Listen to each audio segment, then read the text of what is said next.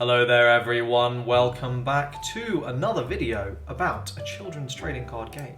And as you can see, I've actually fixed the camera setup and it doesn't look awful, so there's a dub there.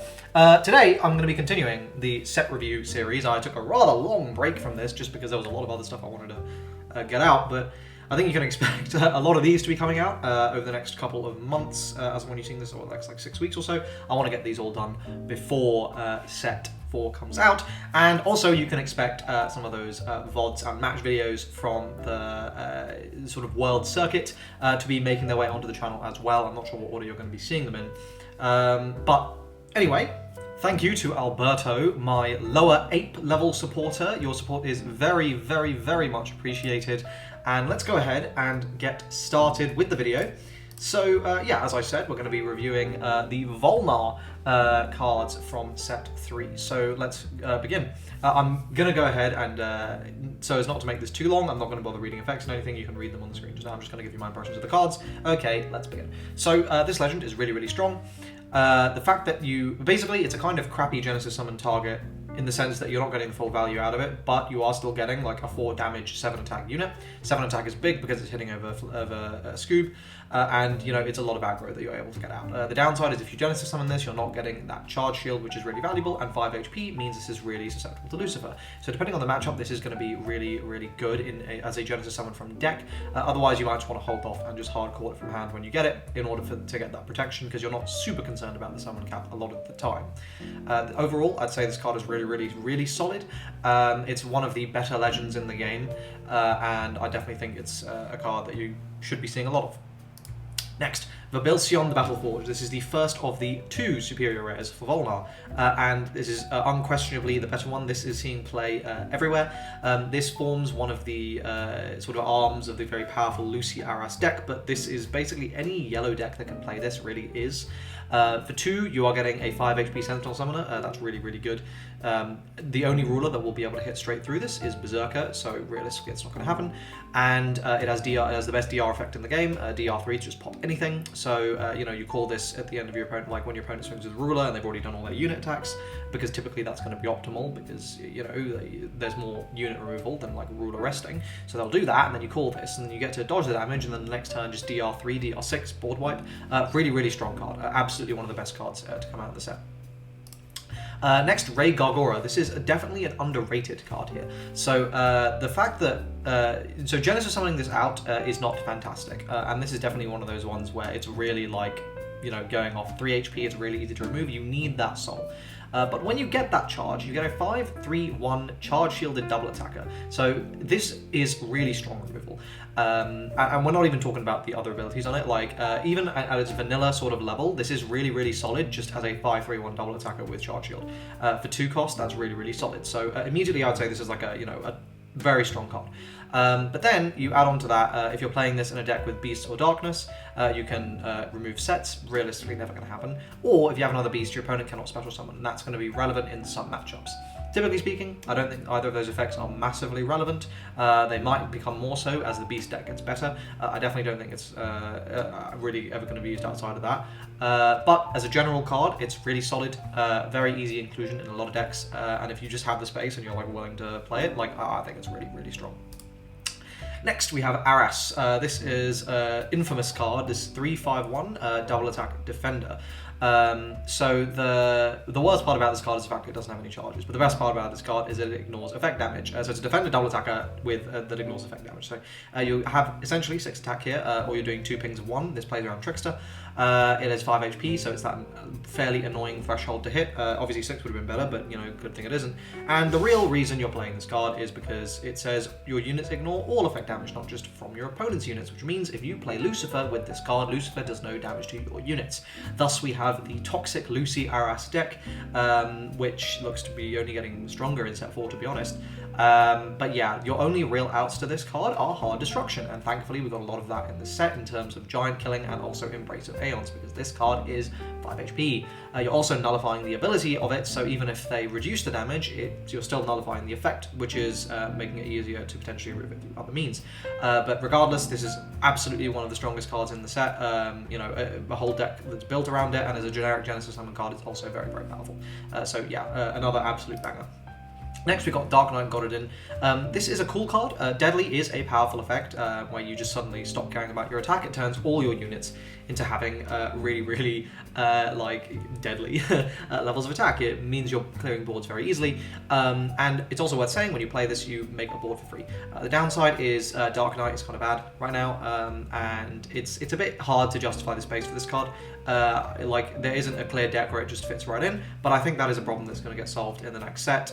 We are seeing more support for Betrayer, and I think it's just going to be a lot better there. But as of right now, this card is it's okay. It's a card you really do have to build around, and I'm not entirely convinced the payoff at the moment is worth that deck building restriction, but it's fun. Next we got Shiori. So this is a card I underrated on initial read. 4 HP does make this a little bit annoying, and you'll find that more often than not, either your opponent will not play around this card, and if they do, you kind of don't mind, because you're reducing damage essentially by this card being played, because your opponent's kind of forced to remove it. If they don't, then you are just going to get a free Genesis Summon on your turn into something really big and scary. So if this comes out at the very end of the attack phase, your opponent's kind of screwed, and you know, if it doesn't, it's either forcing more damage or it's letting you plus and go into like a Magvarius or something. This card is very nice. I wouldn't 4 of it though. I think like typically I've seen success of playing this about 2. It's a nice counter, but there's a lot of very tight counter space in Genesis Summon lists, and I wouldn't really play that in anything other than a Genesis Summon focused list. But you know, within those lists, I think this serves a purpose, and I think it's not bad. Of course, the fact that it banishes itself and you lose that counter does kind of suck. But overall, pretty decent. Next, Starfall Orb. This card is just bad, and that's all there is to say. Next, we got Dark Knight Vamo. So this is a card that is seeing less generic play than I was expecting, and that is because it's been overshadowed by Cheshire Cat, which basically everyone is playing sort of preferentially to this, although that is also partly to do with how good Atlas is in this set. In terms of its stat line, you're never really going to matter, but 4 attack is not bad. And the fact that basically the reason you're playing this is it's a hand reduced by 2 for DR2. Most decks right now can very easily afford this TR cost, and really the only difficulty is actually getting the card. This is a 4 of in Darkness, and I think, you know, as a generic card, it will probably see more play in the future, just as more decks sort of really want to take advantage of this. And you know, I just think that it's one of those things where your deck has to be playing Volnar already, but I think, you know, it's gonna see more play in more decks, right? Like it's a Betrayer, it's a Mage, it's a Darkness. We're seeing attributes starting to matter like that a lot more with Vanquisher and Centurion, so I think it's possible that this card is going to get better, but at the moment it's pretty restrictive to you only really want to play this in Darkness. It's not that it's not generic, it's just that, you know, like card space is really tight and it's a bit hard to justify something that's non-attributed unless it's really generically powerful, such as Cheshire Cat. Next, we've got Paula. So this is absolutely, I'll say it's generically useless, but absolutely broken in Genesis Summon focus lists. Like this is part of your engine now when it goes from summoning level 2s to summoning level 1s. It's very consistent now. This is going to like literally let you top search to find one of your level 1s that when discarded special summons itself and becomes level 2. Yeah, this is super good. Like really staple in the new Genesis Summon deck. Very strong. If you're not trying this new version, you should. Next, we've got Mortana. This is a card, again, you see counter, draw a card, and you see Darkness, and you realise that you can put it back, and it seems really strong, and combined with that, it has, you know, pretty good stats, you know, like vanilla level stats, essentially. But, you know, when you look at the effect, you DR2 as many times as you want to play something for free. Is it worth DR6 to play like a level 3 spell for free? Potentially. The problem is you're really not playing, like in any deck you might consider playing this, you're really not playing like any of those spells. And counter space is, again, we're seeing these generic counters really begin to fall off because you need to play counters that like contribute to your strategy in some way. And, you know, draw a card is fine, but it's not really necessarily contributing to your strategy in any way. The only deck you might realistically want to play this in would be something like Darkness, or, you know, as we see potentially a Demon Lord focused deck coming out. But the problem with that is Darkness's counter space, absolutely, this is never making the cut. Which is unfortunate, but there we go. I think it's a card, it's not bad, it's just, it doesn't really have a place right now, so it's kind of bad. Next, we've got Skystrike Arrow. I think I've said my piece on this card many times, but this is probably the best card to come out in this set. It's either, I think it might be this. I don't know. It's really hard because, like, firstly, this is a counter that essentially says draw 1, right? Like, so it's a counter that says draw 1, which is already pretty good. But then you realize it like silver bullets so many decks. It's Silver Bullet's Alice, it's Silver Bullet's Darkness, it's Silver Bullet's anything like Charge Shield focused, it's Silver Bullet, like for example, your opponent Lucifer's with a Regan Leaf on board, you proc a Sky Stripe Arrow, they're losing their Lucifer as well. It's just such a ridiculous generically useful card, and the thing about it is that in the matchups where it's useless, it's fine, it's still a filter card, so you don't really care. Yeah, this card is nuts. You play 4 of this in every Volnar deck. Next we got Gaiatron. So this is a really cool card, and basically you can like board wipe. It's like a boss monster. It's you know, it's a nice discount as well. You can like play this for free if you want to, and it's a beast. So in this sort of Earth Beast deck, this is like a cool boss monster. 5/3 is nice stats. I think the deck itself is sort of mid, but it's a really essential part of that, and it's a very good card for that deck. The counter's a bit mid, but you know, potentially strong later on in the game. Overall, I think this is just a very solid card that you know has a place, and it fits that niche very well. Next we've got Zoa. So this is a card which I rated really highly, and I still think is really good. The problem is the current builds of Darkness is like Overlord Darkness. I don't see how you ever have the level limit to put this card in that deck. There's so many things you want to be playing, and Zoa is basically never like gonna make the cut because it's you know, it's a level 2, and you're already fighting for level space, so hard. Now you know, don't let that detract from the fact that it's a 5/1/2 that is always going to Abyss Summon. If your opponent removes it by effect, you are going to get that Abyss Summon, and that can potentially be really spicy when your opponent like hits some removal and like it's the only thing on your board that's like can be removed, and maybe they're like, oh shit, okay, that can be really nice. But generally speaking, I think that this is a card that will get better in the future. I just think it doesn't really like fit in right now, but you know, maybe in maybe in like Vanquisher or something, this card might be better because there's no level limit there, so you can justify playing this card. Because for 2 costs, it's not bad. It's just yeah, again, like it's struggling to find its place in the current Darkness list. So like a mid. Next we got Skullvitch. This is basically the only reason to play this card is the fact that it is a Lucifer Searcher at the moment. That being said, this is something that we're seeing more and more Demon Lords pretty much every single day in these set 4 card reveals. So this is literally going to be a card that exclusively gets better with time, especially in Overlord when you're playing it for 1 and it's a 5/5/1, so you can just chuck it in defensive. And especially if we see ways for this to, you know, be Genesis summoned away. They kind of already exist, but you're probably not going to be using those right now. But yeah, I just think this is a really solid card. And there's just like, it's just letting you search Lucifer. Like, I think that's the main thing right now, but it's a card that's going to get better in the future. This is really strong. It's just like gone under the radar a bit outside of that Lucifer synergy because there's nothing to really take advantage of it right now. Next, we've got Sahara, Nature's Emissary. So this is like a Genibus card, and essentially Genibus is just a Legion deck. And I got top 8 with Genibus in the 1K, and it feels fine. I just think like it feels fine. It's just you have to work so hard for anything to happen. And I would say it's like a tier 2 deck, tier 1.5, tier 2. I think like the best decks in the game like have much better times against it. And you know, we weren't really necessarily seeing those in the 1K. But yeah, I think this card in Genibus, it's like good, and in Beast it's potentially good as well. But I just think that you're like, you know, I mean it's an Earth as well, which is nice. But I just think like you're gonna have better options, and it is what it is, you know. Like I think in Earth Beast this has a place, but outside of Earth Beast, like because you know you pitch it to special summon it, it's level 2, that's good. But yeah, otherwise it's pretty mid, not anything special. Next we've got Soul Grinder Hex. This is a cool card that I think will get better. So you negate an ability of an enemy unit, and then that unit loses all abilities until the start of the next turn. So this is something where we're going to forget about it for like a year, and then like something's going to come out that is like so crazy, and we're like, oh my god, we have to deal with this, and then we remember Soul Grinder Hex as a card that exists. I think like it's just one of those situations where at the moment it's not like all decks are focused around getting this one thing out. Well, there's not really any decks focused around getting one thing out outside of like Alice, really. And obviously you do this against Alice or you do this against Lucifer, that's really good. The problem is, you know, basically getting it in time and having it available. I think it's either this is going to eventually be good, or we're just going to see a power cracked version of it that you can play from hand, and that will be obviously a lot better because you don't have to set it the turn before. But yeah, I think this is a good card in theory that in practice has ended up being a bit shit. Next, we got Enquiries. So this is a fine card. DR4 Dragon has ended up being a little bit easier than it seemed. The problem is Dragon as a deck kind of sucks right now.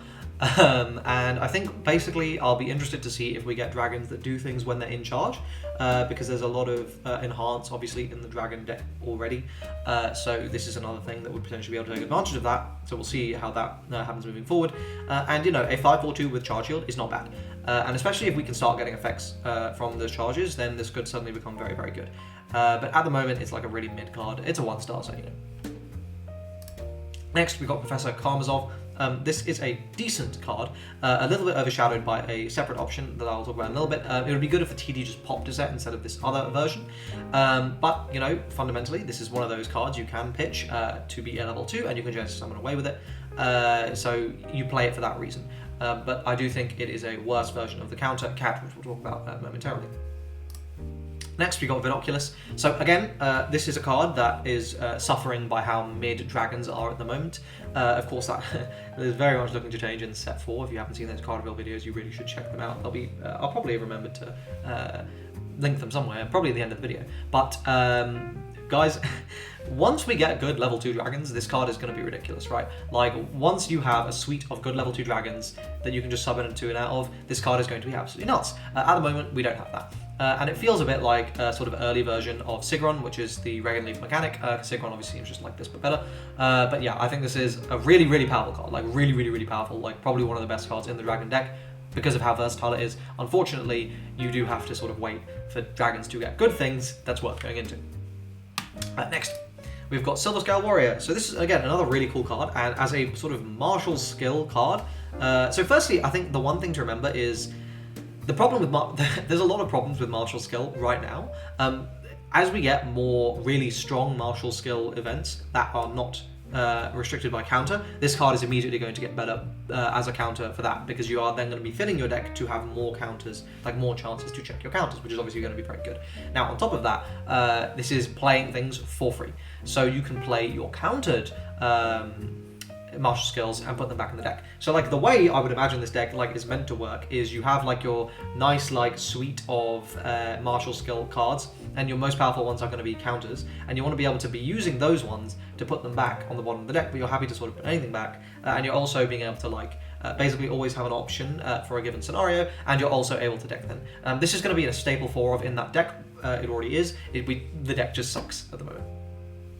Next we got Zeiger Dragon Knight. So this was a card. It just pops any set. Was a card. This is a card. It just pops any set. The attributes on it are good. The stats on it are quite bad. The card itself is fine. It turns out people aren't really playing that many sets right now, so this isn't really worth the space. It might see play in some sort of Genesis summon deck because you can Genesis with a dragon, but yeah, I mean, sorry, with a warrior, but you know, yeah. Next, the card I was talking about with Karmazov, this is Cats in Boots. So the reason this is preferable is because it's a counter. So you will be putting a counter back in your deck. And that's always going to be a good thing. You pitch this and you put something back. And there's a lot of level 3s running around right now, right? With the Genesis Summon, with Lucy Aras, with any drive-based deck that's playing a lot of level 3s. So this is obviously going to be really, really solid as that. Basically, and it's a familiar as well, so it's got good synergies with original Shiori. Overall, this is just preferable as a card to be playing, and Genesis Summonists are playing 4 of it, unsurprisingly. You don't really want to play it outside that, in my opinion. Next, we've got Reign of Tears, and this is a card that seems kind of crazy, but you're just never going to have the level limit for it. So your opponent either discards 2, or you can pitch it to draw 1. And this is fine. I just think it's one of those things where like it's so hard to play this. And I know like what they were going for, right? They were going to be like, oh well, you have Mortana, and then you can play like this in like a night deck or something, and you can just keep spamming it. It's really cool. But like that's jank. And in terms of the good Darkness deck, which could like most decks, like Overlord is the most versatile ruler in the sense that well, actually that is arguably Trickster, but Overlord is probably the most versatile ruler in the sense that it just makes anything decent, right? Like you're always going to be having something vaguely playable with Overlord, and like you're basically never going to be able to justify including this in your deck unless you're going for some sort of discard turbo deck. And discard turbo will inevitably exist. It doesn't exist right now, but I'm expecting it to at some point in the future. This might be called a Wizard because that can realistically afford that 3, but at the moment, you know, not so much. And my camera just disappeared, but you know, that's fine. We move. Next, Wall of Shields. This is a great card. So this is a Shields Up from set 1. Volnar finally got it in set 3. It took them long enough. Again, not every deck's necessarily going to want to play this, but it's really good to have the option. And, you know, like, we're sort of moving a little bit away from the set reduced to zeros, but at the moment they're still playable. And basically, for as long as those cards are playable, as this reduces any combat damage to 0, this is always going to be potentially viable. You know, like, it always feels good to reduce a ruler attack to 0. Next, we've got Steelheart Aura, another really good piece of martial skill support. So the counter on this does functionally nothing at the moment, unless you're playing it in Trickster, in which case you will get a restand if you check it on your ruler attack. So there's that, fine. But then you also can give your ruler double attack and -2 strike, which you wouldn't really want to do in Trickster. Or if you have 3 martial skills in your graveyard, you choose up to 2 from your deck and put them in the graveyard. So this is like a setup card that can also potentially give you a ruler double attack. I'm not really sure what deck you're meant to play this in, because you probably don't want to be using this with Trickster, where you're taking a damage every single time you attack, and then you're only swinging for 1. Like, this is obviously something you might want to play in, like, you know, Dreadnought. This is like kind of nuts in Dreadnought, because then you're getting 2 drives. And you don't really care if you're losing out strike, because you're getting 2 drives. But yeah, it's a weird card. I think it's good in Martial Skill and potentially good in Dreadnought, but other than that, it's a bit crap. Next, we've got Land of Madness. This is another really weird card. So obviously, this having an instant action on a level -2 event means this is useless in the deck you might expect it to be used in, which is Darkness, because that's an Overlord deck. You can only really use this in Drive decks right now, and you probably wouldn't play this in Drive decks because most of those aren't playing Volnar, but even if you did, you probably wouldn't want to play this because the counter chooses an ally card in play and puts it into the graveyard, so you're forcing yourself to, like, neg-1. It's just a very odd card, and I will be interested to see in the future if there are rulers that can take more advantage of this. At the moment, the only ruler I could see, like, potentially playing this is Highlander, and that's just for another, like, -2 level, because you can get to a pretty, you know, reasonable level limit in Highlander if you're playing some of these, you know, worse negative level events. But, you know, at the moment, I just don't really see why you'd play this, because it's like one of the worst counters to hit in your deck, and it doesn't really give you a massive amount of benefit. And like in the decks you might expect to be using this in, the effect is also not anything spectacular, so not sure. But maybe Highlander, that's it. And finally, to round off this video, Fell Dragon Temple. So this is a card that you basically play to out to Sky Strike Arrow. Yes, you can try and go for that 4 or more, whoa, I can make anything, oh, that's super cool. Come on, guys. Realistically, you are going to be playing 2 of this, and you're just going to do it so you're outing that sort of Sky Strike Arrow to banish cards, so your deck can function. You can also 2 or more is cute, because then everything that's non-counter has Darkness, and 3 or more is also fine, because then you pitch and draw, like, that's really nice. But it's a lot of counter space to dedicate to the deck, to, like, this card, and I think, like, I think this card would have just been better if it didn't have counter, but it was like, pay 1 energy and you can play this from your damage zone and take a damage, right? Like, or like you just play this from your damage zone for free, but you take a damage, right? Like, I think that would have been a much better card, and that would have probably been a 4-off. I think, like, we would have been happy to play 4 copies of it at that point, because it's actually quite good. You're more counter zone. But anyway, hypothetical card there. This card, it serves its purpose. I don't think it's going to hang around very long. I think, like, right now we're just a lot of Sky Strike Arrow, and Sky Strike Arrow will inevitably fall off as less and less decks are affected by that. But yeah, there we go. Overall impressions of Volnar in set 3, absolutely, like, really strong support. Volnar ate pretty damn good. I would say Atlas ate the best. It went from the worst faction in the game to arguably the best. But Volnar has also got some really powerful tools. You know, Sky Strike Arrow and Aras are kind of flagship cards, but also the Belcion is another insanely powerful card. Like, just across the board, Volnar's quality of cards are, like, really good. I'd say there's probably maybe 4 or 5 just kind of bad cards, and then the rest are like good to amazing. So yeah, like, overall, I would say Volnar ate pretty good in this set, and if you want to be playing a Volnar deck, this is a good time to be doing it. I hope you guys enjoyed this video. If you did, please like the video, subscribe to the channel for more of this sort of content, and I will see you guys in the next set review, whatever that ends up being. Cheers.